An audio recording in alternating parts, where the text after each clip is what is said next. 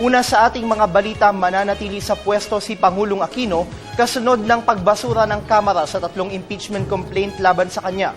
Sa botong 54-4, idineklara ng House Justice Committee na insufficient in substance ang mga inihaing reklamong impeachment laban sa Pangulo. Si Ara Perez sa detalye.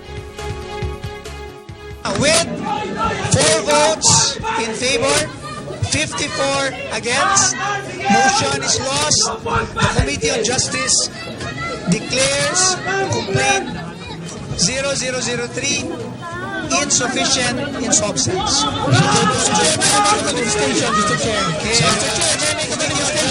hearing. Mr. Chair, Ganito ang naging tagpo sa House Committee on Justice nang pag-usapan ang 3 impeachment complaints laban kay Pangulong Aquino. Sa botong 54-4, idineklarang insufficient in substance ang 3 impeachment complaints, hudyat ng pagbibigay tuldok sa lahat ng debate ukol dito. Pare-pareho ang naging boto ukol sa impeachment complaints, kung saan ang unang 2 ay tumatalakay sa Disbursement Acceleration Program, samantalang ukol naman sa Enhanced Defense Cooperation Agreement ang 3.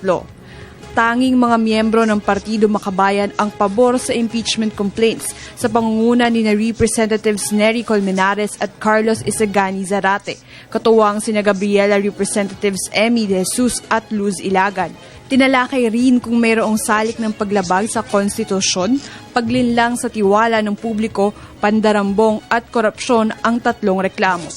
Bagaman nagkaroon ng ilang iringan sa pagitan ng ilang kongresista, kaakibat ng ilang militanteng nagprotesta, siniguro ni Panel Chairman Iloilo Representative Neil Tupas Jr. na standard ang kanilang patakarang ipinatupad sa naturang hearing.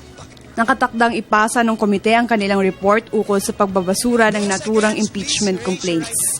Para sa Telebisyon ng Bayan, Ara Perez.